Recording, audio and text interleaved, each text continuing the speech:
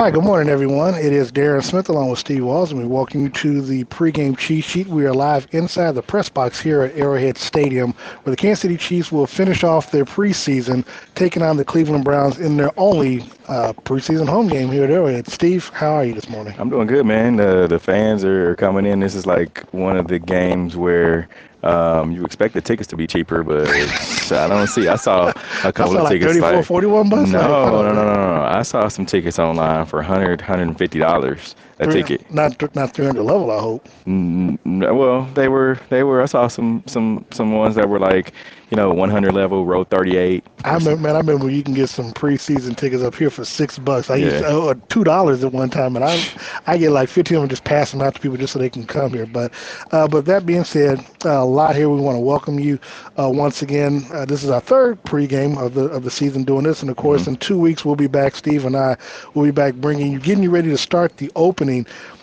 2023-24 regular season, as the Chiefs will be hosting the Detroit Lions, and they'll, of course, unveil the championship banner and all the pomp and circumstances that go with it.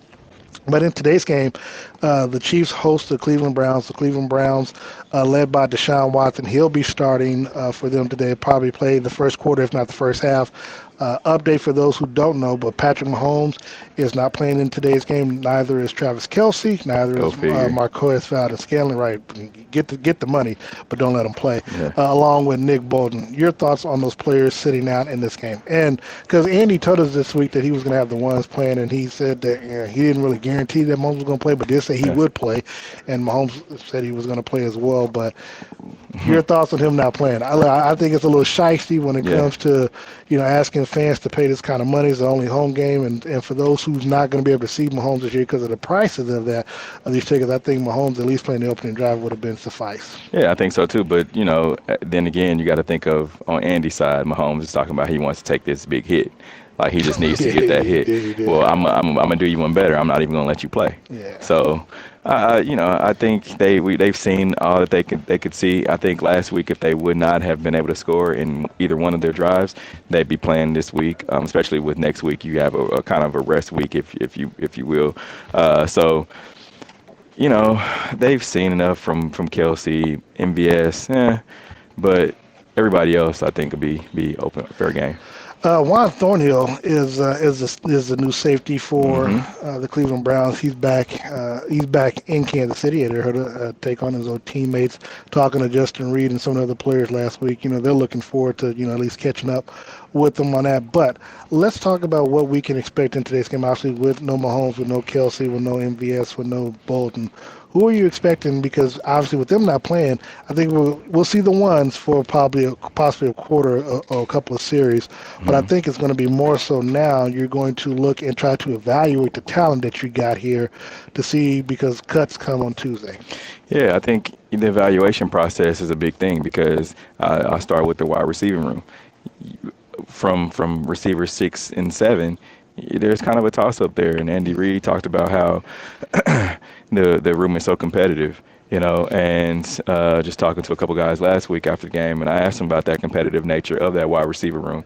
How do they go about that? And they said, well, it's a healthy competition, because they know any given day, any of these guys in that room could play on any team and be successful. So,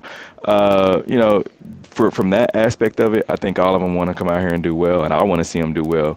But it's going to be definitely, this is a day where you got to make sure that you catch everything, even though it's not coming from Patrick. Look, we'll have a conversation now, because it's going to happen. Tuesday's going to happen. There's no denying it. But who do you think, because you look at the wide receiver room, but also even the running backs and on defense, who do you see not making the squad? Because I was on some spaces earlier today. I said this could possibly be Cornell Powell's last game, last game for the Kansas City Chiefs. If he's been here since 2020 and hasn't really had a chance to really perform for this team.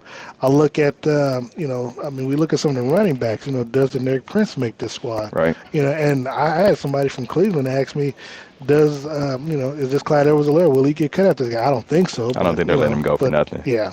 So who do you think makes the team? Who do you think doesn't make the team based off of what we see in today's action? If I'm just going down a roster, I think they'll keep. People are like, well, he keeps 7 receivers. I don't know, but let's just look. I say You're looking at MVS, Sky Moore. I Yeah, would say Kadarius Toney got to Richie keep him. James. I say Kadarius Tony's going to go on IR, so that'll open up a spot. They're Um, still expecting to play in the first. to make things easier, I would just say Yeah. throw him on IR. So you have Sky, you got MVS, you got Justin Watson. I would say Richie James. Um, I would say you go on with Justin Ross, and if you're going to keep seven, Powell and Amir Smith Marset. That gives you your seven right there. I think you kind of eight because I can't see because when I look at it again, I'm looking at this and Sky Moore, yes, Richie James, yes, just because of the acquisition. That's two. On the other side, MVS, obviously, hmm Justin Watson, he was on the That's squad four. last year. I can't see a reason why he wouldn't be Yep. here. I would say Justin Ross. I can't That's see five. why he wouldn't be here. Kadarius Tony, remember he's on IR. Kadarius Toney, so that's That'd be six when he comes back. okay. And then one more. It's between Amir's, Cornell Powell and Amir Smith Marset. Now, remember, we're looking at them from a receiver aspect, but what about special teams? Because Dave Tote says all the time, you can make this team by playing well on special teams. So which one of those guys do the best on special teams? Can Amir Smith Marset do more than Cornell Powell on special teams? He can, I think, because he can return punts and return kicks. I'm look. Maybe I've missed some of those. I haven't remembered Powell being on the 53-man roster, even doing special Yeah, teams. he was on practice squad. Well, no, I know he's on press squad, but I'm saying, Yeah. but game day special teams. I Yeah, ain't yeah. So, That's my I point. mean, so it's like I'm not sure. Yeah. That's a good question. I'll stand aside on that. The other question though people have asked is that asked me about was Jody Fortson. Now his injury, he's done for the season, correct? Yes. So would they cut him, and designate him via injury, or would they, or is he just on the IR and he's just sitting out there? So. No, they would. I don't think they'd cut him. He's just on IR. Since he's not playing for this season, I believe he'll just be on IR. So again, Kansas City takes on the Cleveland Browns in today's game. Kickoff is just about 10 to 15 minutes away. Now let's look at the Cleveland Browns. Obviously, led by Deshaun Watson. They got Nick Chubb. He's obviously sitting out in today's game. But they also got Amari Cooper. They got Myles Garrett on the defense side of football. They brought in Darius Smith from Minnesota. Juan Thornhill from Kansas City. Where do you see? How does this team stack up talent-wise, top to bottom, 1 to 53? And is this a team that the Chiefs could possibly see in the playoffs? You know what? I'm gonna look at offensively first. I mean, you got Amari Cooper, you got Donovan Peoples-Jones. With just those two, they've always just scratched the surface these past few years. I mean, you had Nick Chubb, you had Kareem Hunt, even going back to when they had Baker and they had Jarvis Landry and OBJ, right? Like they were just scratching the surface, but what did they miss? A quarterback. Now you don't have those quote-unquote star wide receivers, so you've got to kind of make chicken salad out of chicken stuff, And I think he's not going to be as bad as a quarterback as he was I don't last think year. he's going to be bad at all compared to what he had last year because he basically hadn't played in almost 2 years and 6 games with the suspension. I think with a full off season, full training camp, working with his wide receivers, I've heard a lot of good things about he and his wide receivers. To me, the question mark is going to be the coaching with Kevin Stefanski. If he is somehow goes back to that 2020 coach of the year, Kevin Stefanski, with this offense, look, they have a real good offensive line led by Joe Bitonio. I know he's a left guard, but he's tracking Hall of Fame status over there. Again, you got Nick Chubb. If you can put the players in the right situation, I don't think Deshaun Watson has, at like 15 or 16 turnovers or interception like that.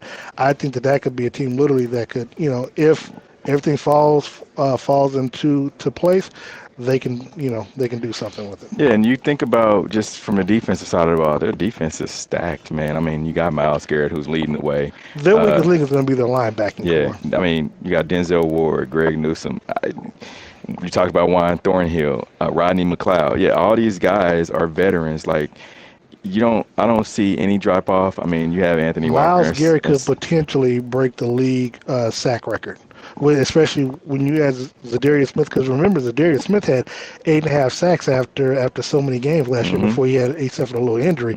But you put him on the line next to Myles Garrett, you can't double both players. Right, I agree, and We'll see. I don't know if any of those guys are playing today. Well, but I think just in that AFC, because they're in the AFC North. Yeah. Um, And look, it's an open division. their first two games is against division opponent. They take on a home opener with Cincinnati. We don't know whether or not Joe Burrow's 100%. Going They may into be the able to game. steal one. Uh, They may be able to steal a win there. yeah. And then also the following week they take on the Pittsburgh Steelers as well. And that's wide open. And that's I think that's a Monday night game. So yeah, so if they can start off 2-0, that'll be good for them. I think their first bye week is like week 5 of the season. So you start off. I was on one of the shows this week, and they asked me if I'm a Browns fan, would I rather have Deshaun Watson play a great game but lose week 1, or play 176 yards and interception or something, and they win the game?